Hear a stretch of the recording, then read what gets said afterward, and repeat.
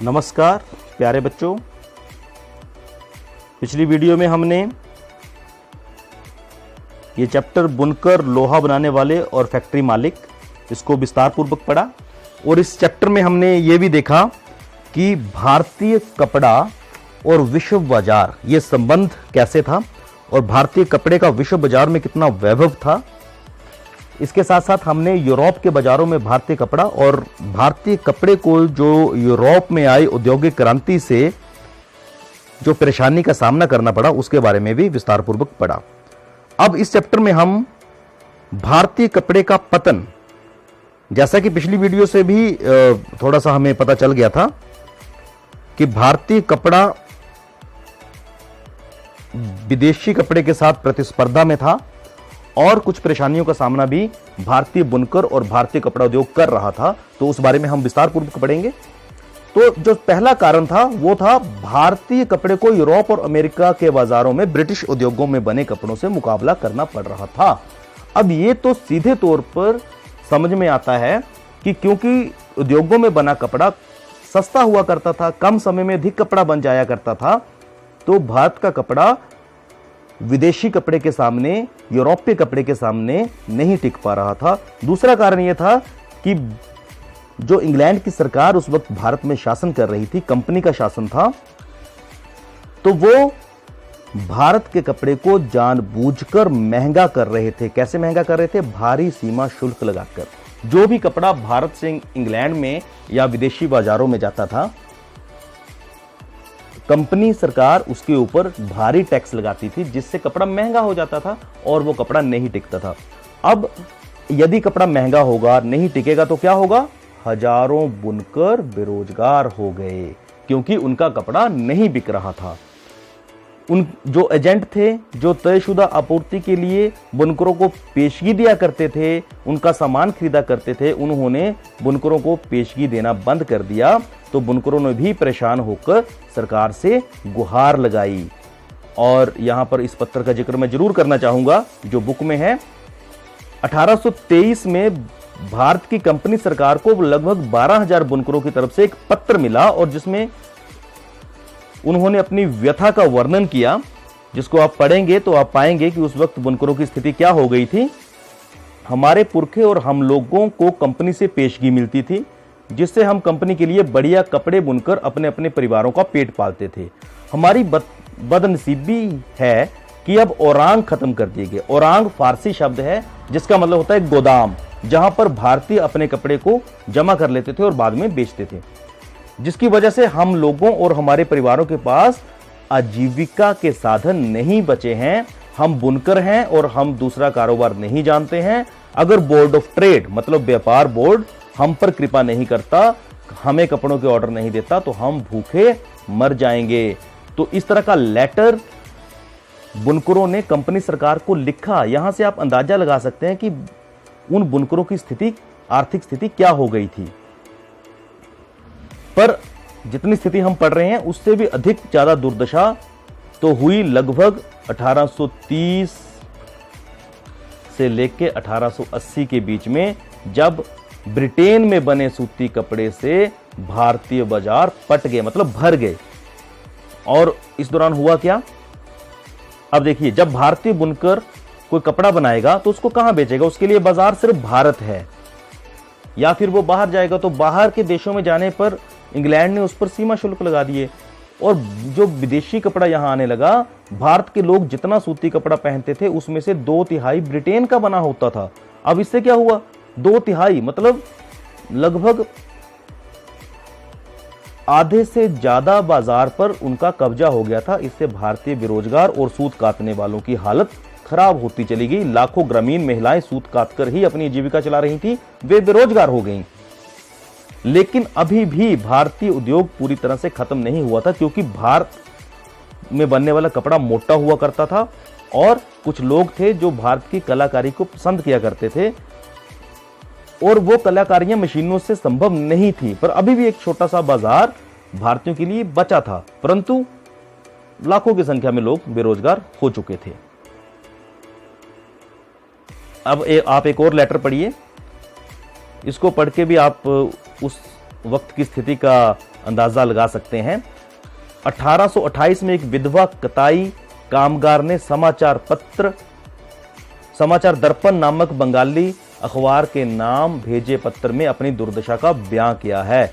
अब आप देखिए, इसको पढ़ें। मैं सेवा में संपादक समाचार, मैं कताई कामगार हूं, भारी कष्ट के साथ मैं ये पत्र लिख रही हूं, कृपया इसे अपने पत्र में प्रकाशित करें। जब मेरी उम्र 22 साल की थी तो मेरे पति का देहांत हो गया था। मेरी 3 बेटियां थीं। जब मेरे पति का देहांत हुआ तो हमारे पास कुछ भी नहीं बचा था। उनके श्राद्ध के लिए मुझे अपने गहने तक बेचने पड़े। जब हम भूखे मरने की हालत में पहुंच गए तो भगवान ने मुझे जिंदा रहने का एक रास्ता दिखाया। मैं तकली और चरखे पर सूत काटने लगी, और जब वो सूत काटने लगी तो उनके घर का गुजारा भी अच्छा चलने लगा। जैसा कि यहां पे लिखा भी गया है, बुनकर हमारे घर आते और 3 तोले प्रति रुपए की दर से सूत खरीद कर ले जाते। बुनकरों से मुझे जितनी पेशगी चाहिए होती थी मुझे मिल जाती। इस तरह हमारे खाने पीने कपड़ों के बारे में कोई चिंता ना होने लगी। कुछ सालों में मैंने 28 रुपए इकट्ठे कर लिए थे। इस पैसे से मैंने अपनी बेटी का ब्याह किया। इस तरह मेरी तीनों बेटियां अपने अपने घर चली गईं। ये उस वक्त की बात है जब भारतीय कपड़ा पूरे वैभव पे था और भारतीय कपड़े को एक अच्छा बाजार मिलता था, परंतु अब तो स्थिति बदल गई थी। अब देखिए, अब 3 साल से हम दोनों औरतें, मेरी सास और मैं, दाने दाने को तरस रहे हैं। अब सूत खरीदने वाले बुनकर हमारे पास नहीं आते। मैं बाजार में सूत भेजती हूं, पहले के मुकाबले 1/4 दाम भी नहीं मिलते। समझ में नहीं आता ये सब कैसे हो गया। मैंने बहुतों से पूछा। लोग कहते हैं कि बाहर से बिलायती सूत आयात किया जा रहा है।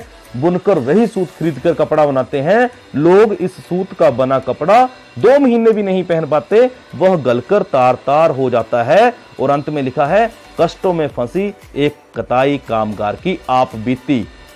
आप इस पत्र से यह अंदाजा लगा सकते हैं कि एक तो विदेशी कपड़ा गुणवत्ता में बहुत अच्छा नहीं था, परंतु उसने सस्ता होने की वजह से भारत के बुनकरों को बेरोजगार कर दिया था और भूखे मरने की नौबत आ गई थी। इसी दौरान भारत में भी सूती कपड़ा मिलों का उदय हुआ। और ये एक जीके का आपका क्वेश्चन भी बनेगा कि भारत में पहली सूती कपड़ा मिल कहां और कब स्थापित हुई। तो ये 1854 में बंबई में स्थापित हुई थी। और बंबई इंग्लैंड और चीन को होने वाले कच्चे कपास के निर्यात के लिए एक महत्वपूर्ण बंदरगाह बन चुका था। बंबई ही क्यों बना था, अब इस बात को ऐसे समझे, क्योंकि बंबई के आसपास काली मिट्टी वाले क्षेत्र हैं। और ये जो काली मिट्टी, ये भी जीके का क्वेश्चन है, कपास की खेती के लिए बहुत अच्छी होती है। काली मिट्टी कपास की खेती के लिए बहुत अच्छी होती है। तो बंबई के आसपास ही सूती कपड़ा मिलों की स्थापना भी हुई, क्योंकि उन्हें कच्चा माल आसानी से मिल जाता था। तो ये बंबई के विकास की कहानी को बयां करता है ये एक घटना कि वहां पर मिलें स्थापित हुई, क्योंकि कच्चा माल आसानी से उपलब्ध हो जाया करता था और वहां से व्यापार करना भी आसान था। और यहां पे आप एक चित्र देखिए, ये भी एनसीईआरटी की बुक में है। एक कपास कारखाने में काम कर मजदूर महिलाएं, सन 1900 के लगभग राजा दीनदयाल द्वारा लिया गया यह चित्र है।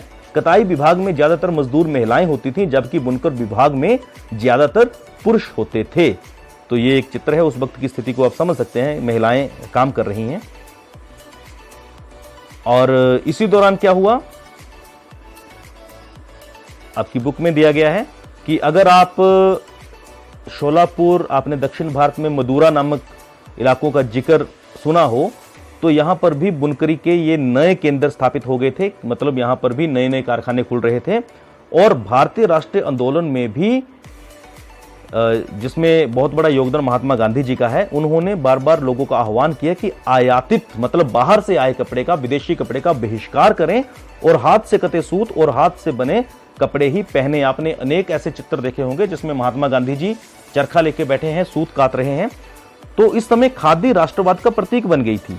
आपने देखा होगा पुराने भी चित्रों में नेता लोग अक्सर खादी के बने हुए कपड़े पहनते थे। आज भी लगभग उसी तरह का कपड़ा पहनने का प्रचलन है, क्योंकि उस समय से ही खादी राष्ट्रवाद का प्रतीक बन गई थी। और सन 1931 में जो भारतीय राष्ट्रीय कांग्रेस ने तिरंगे झंडे की जो कल्पना की थी, उसकी बीच वाली पत्ती में चरखा अंकित था, जो बाद में अशोक चक्कर से रिप्लेस कर दिया गया था। तो ये थोड़ा हमारे स्वतंत्रता संग्राम से भी जुड़ता है। अच्छा, अब हुआ क्या था, क्योंकि हमारे बुनकरों की हालत जो हमने पहले देखा खराब हो गई थी, उनमें से अधिकतर लोग खेतीहर मजदूर बन गए थे और अनेक लोग शहरों की तरफ निकल गए थे।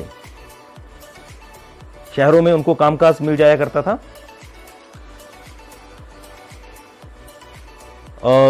उस वक्त इंग्लैंड ने अफ्रीका और दक्षिण अमेरिका में भी अपने उपनिवेश स्थापित करके रखे हुए थे, तो वहां पर भी भारतीय लोगों को वो काम करने के लिए ले गए थे।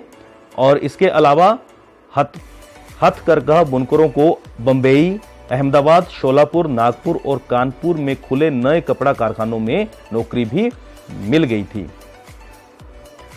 अब आप थोड़ा सा आगे देखें हम। सन 1900 आते आते बंबई में 84 मिलें चालू हो चुकी थीं और ये ज्यादातर मिलें पारसी और गुजराती व्यवसायियों ने खोली थी। उन्होंने चीन के साथ व्यापार करके काफी पैसा जमा किया हुआ था और अनेक अन्य जगहों पर भी कारखाने स्थापित हो रहे थे। इनमें से अहमदाबाद है, कानपुर है, जहां पर सूती कपड़ा मिलें स्थापित हो रही थी और हजारों काश्तकार, दस्तकार, खेतीहर कामगार कारखानों में काम करने के लिए शहरों की तरफ जाने लगे थे। अब भारतीय कपड़े को तो हमने पहले ही पढ़ा कि क्योंकि ब्रिटिश सरकार जरा भी कॉपरेट नहीं कर रही थी, सहयोग नहीं कर रही थी, प्रोत्साहन नहीं दे रही थी, तो समस्याओं का सामना करना पड़ रहा था। अब जो भी कपड़ा बाहर से आता है उसको किसी देश में व्यवहार करने के लिए टैक्स देना पड़ता है, परंतु जो यूरोप से कपड़ा आ रहा था, इंग्लैंड से कपड़ा आ रहा था, उसको भारत में कोई टैक्स नहीं देना पड़ रहा था। भारतीय कपड़े को उनसे कड़ी प्रतिस्पर्धा मिल रही थी। यह एक समस्या भारतीय कपड़ा उद्योगों को आ रही थी। पर भारत में औद्योगिक सूती वस्त्रोत्पादन में पहली बड़ी लहर प्रथम विश्व युद्ध के समय दिखाई दी। प्रथम विश्व युद्ध के समय क्या हुआ, उसमें इंग्लैंड भी इन्वॉल्व था। तो उस वक्त क्या हुआ था कि इंग्लैंड अपनी सैनिक जरूरतों को पूरा करने के लिए भारतीय कारखानों पर निर्भर हो गया था। उनके अपने जो कारखाने थे वो सारे के सारे सैन्य जरूरतों को पूरा करने में व्यस्त थे और उनके बाकी जो जरूरतें थी वो भारतीय कारखानों से ही पूरी हो रही थी। तो ऐसे समय में भारतीय सूती कपड़ा उद्योग के लिए एक बड़ी प्रोत्साहन वाली स्थिति बन गई। तो ये यहां तक हमारा पाठ था। आशा है आपको अपने ध्यान से सुना होगा। अपनी एनसीईआरटी की पुस्तक निकालें और उसमें भी इस पाठ को दोबारा से दोहराने का प्रयास करें। धन्यवाद। जय हिंद, जय भारत।